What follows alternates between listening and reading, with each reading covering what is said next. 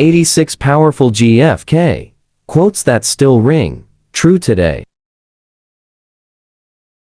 If freedom is to survive and prosper, it will require the sacrifice, the effort, and the thoughtful attention of every citizen. The stories of past courage can teach, they can offer hope, they can provide inspiration, but they cannot supply courage itself. For this each man must look into his own soul. For in a democracy, every citizen, regardless of his interest in politics, hold office, every one of us is in a position of responsibility, and, in the final analysis, the kind of government we get depends upon how we fulfill those responsibilities. We, the people, are the boss, and we will get. Let us not emphasize all on which we differ, but all we have in common. Let us consider not what we fear separately, but what we share together. Let every nation know, whether it wishes us well or ill, that we shall pay any price, bear any burden, meet any hardship, support any friend, oppose any foe to assure the survival and the success of liberty. United there is little we cannot do in a host of cooperative ventures, divided there is little we can do, for we dare not meet a powerful challenge at odds and split asunder. If a free society cannot help many who are poor, it cannot save the few who are rich. So let us begin anew, remembering on both sides that civility is not a sign of weakness, and sincerity is always subject to proof. Let us never negotiate out of fear, but let us never fear to negotiate. Let both sides seek to invoke the wonders of science instead of its terrors. Together let us explore the stars, conquer the deserts, eradicate disease, tap the ocean depths, and encourage the arts and commerce.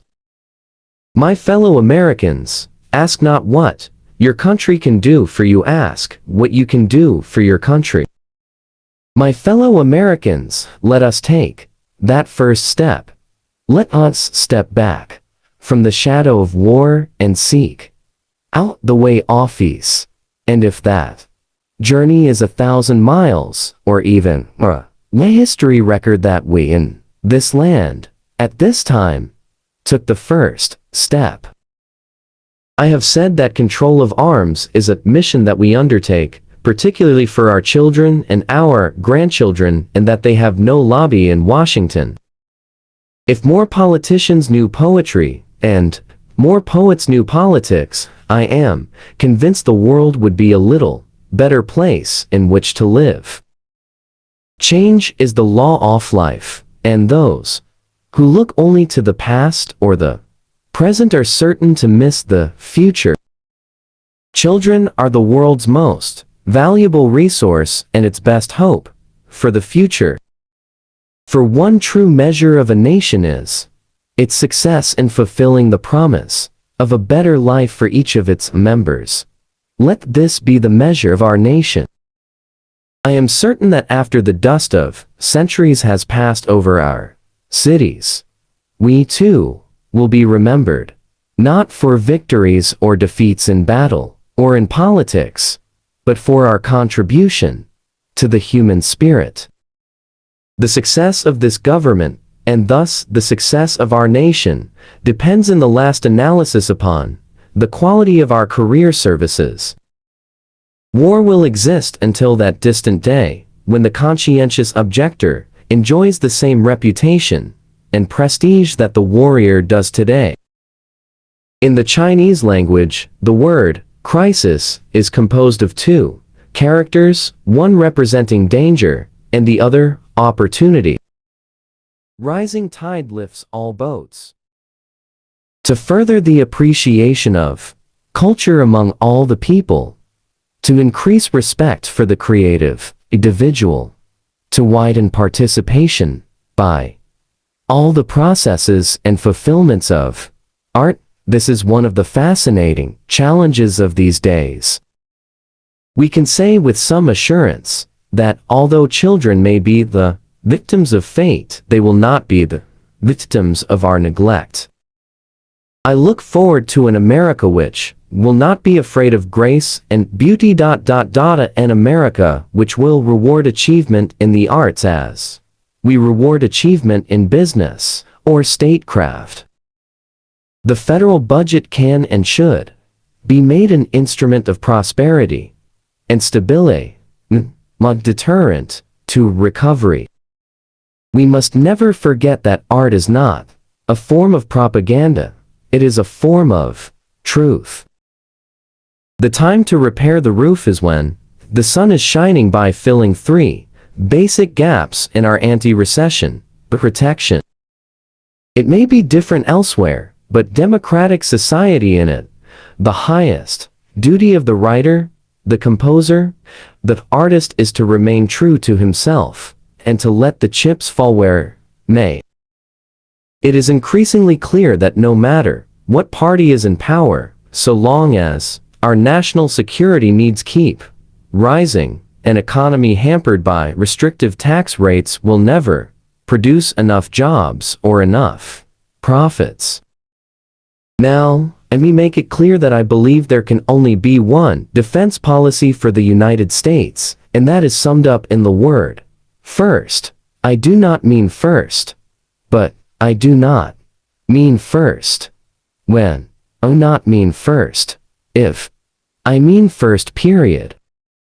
Our deep spiritual confidence, this nation will survive the perils of today, which may well be with us for decades to come, compels us to invest in our nation's future, to consider and meet our obligations to our children, and that numberless generation will follow.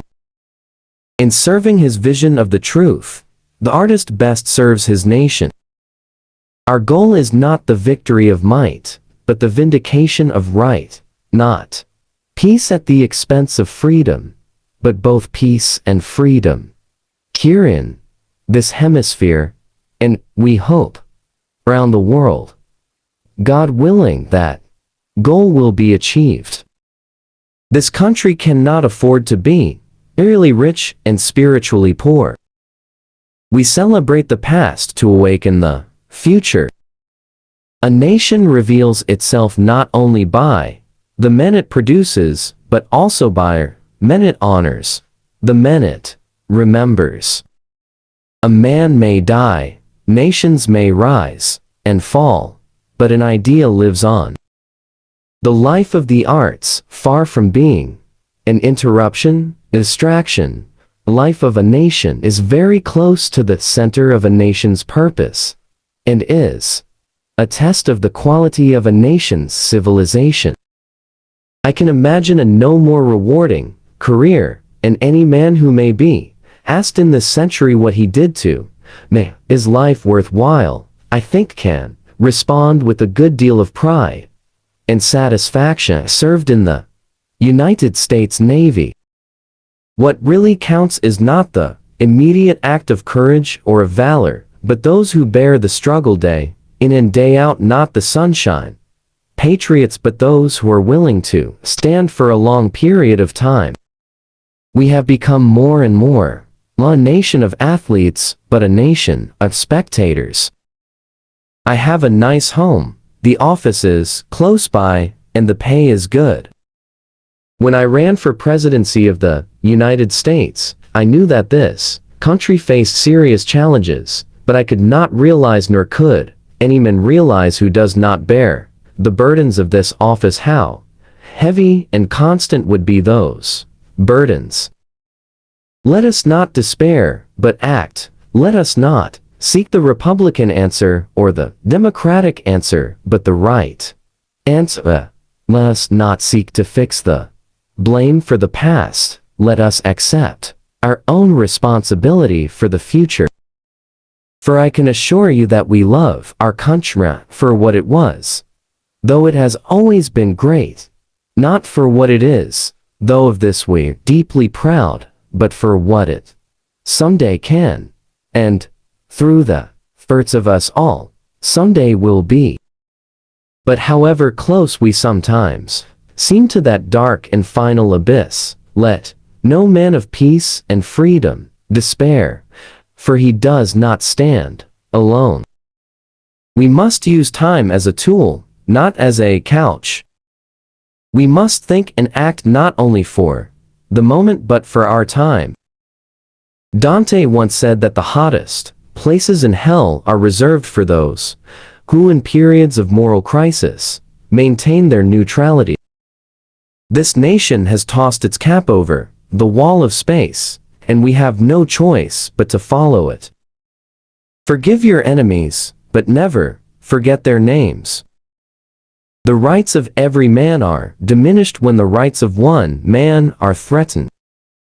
We must find time to stop and thank the people who make a difference in our lives. Those who make peaceful illusion impossible will make violent revolution inevitable. Those who make peaceful illusion impossible will make violent revolution inevitable. Conformity is the jailer of freedom and the enemy of growth. As we express our gratitude, we must never forget that the highest appreciation is not to utter words, but to live by them. Victory has 100 fathers, and defeat is an orphan. We choose to go to the moon in this decade and do the other things, not because they are easy, but because they are hard. If a free society cannot help many who are poor, it cannot save the few who are rich. Leadership and learning are indispensable to each other. Public libraries should be open to all except the censor. One person can make a difference, and everyone should try. We must know all the facts and hear all the alternatives and listen to all the criticisms. Let us welcome controversial books and controversial authors, for the Bill of Rights is the guardian of our security as well as our liberty. Do not pray for easy lives, pray to be stronger men. Liberty without learning is always in peril, and learning without liberty is always in vain. Mankind must put an end to war, or war will put an end to mankind. We cannot negotiate with people who say what's mine is mine, and what's yours is negotiable. Peace is a daily, a weekly, a monthly process, gradually changing opinions, slowly eroding old barriers, quietly building new structures, and however undramatic the pursuit of peace, that pursuit must go on. If not us, who? If not now, when? A man does what he must in spite of personal consequences, in spite of obstacles and dangers and pressures, and that is the basis of all human morality. I'm an idealist without illusions. Those who dare to fail miserably can achieve greatly. Art is the great democrat, calling forth creative genius from every sector of society, disregarding race, or religion, or wealth, or color. The ignorance of one voter in a democracy impairs the security of all. A child miseducated is a child lost. Those who foolishly sought power by riding the back of the tiger ended up inside.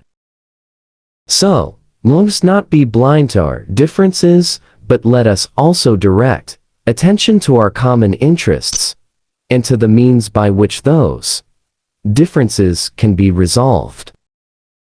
When power leads man toward arrogance, poetry reminds him of his limitations. When power narrows the area of man's concern, poetry reminds him of the richness and diversity of existence. When power corrupts, poetry cleanses. The supreme reality of our time is the vulnerability of our planet. Not every child has an equal talent, or an equal ability, or equal motivation but they should have the able right to develop their talent, and their ability, and their motivation, to make something of themselves. I look forward to a future in which our country will match its military strength with our moral restraint, its wealth with our wisdom, its power with our purpose,